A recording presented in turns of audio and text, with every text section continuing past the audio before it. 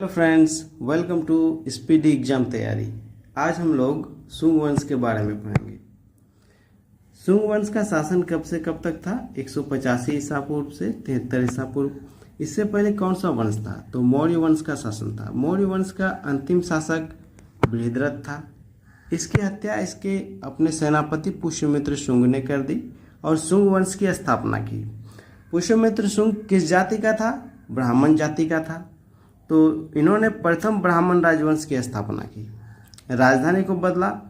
पहले राजधानी पाटलिपुत्र थी, इन्होंने पाटलिपुत्र के स्थान पर विदिशा को राजधानी बनाया। विदिशा कहाँ है? मध्य प्रदेश में है। विदेशी आक्रमण, इनके शासन काल में विदेशी आक्रमण हुआ, इंडो यूनानी आक्रमण हुआ। किसके नेतृत्व में हुआ? तो मीनांडर के नेतृत्व में। इन्होंने मीनांडर को हरा दिया। धार्मिक कार्य, पुष्यमित्र शुंग ने 2 अश्वमेध यज्ञ कराए। इन यज्ञों का पुरोहित कौन था? तो पतंजलि इसका पुरोहित था। इन्होंने महाभाष्य की रचना की है। स्थापत्य कला में इन्होंने भरहुत स्तूप का पुनर्निर्माण कराया। हालांकि कुछ बौद्ध ग्रंथ इन्हें बौद्ध विरोधी बताते हैं, लेकिन स्तूपों का जीर्णोद्धार इनके कला प्रेम को दर्शाता है। इनका उत्तराधिकारी कौन हुआ? तो इनका पुत्र था अग्निमित्र। इसके बाद शासक बना।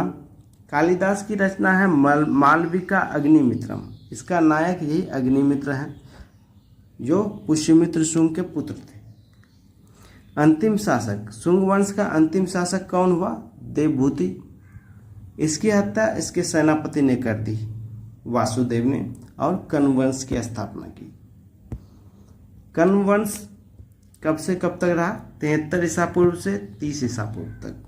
इतिहास में जब भी कोई वंश कमजोर होता है तो उसका मंत्री उसे हटाकर नया वंश स्थापित कर देता है। यहाँ भी वही हुआ। तो वासुदेव ने शुंग वंश का अंतिम राजा देवभूति की हत्या कर दी और कण्व वंश की स्थापना की।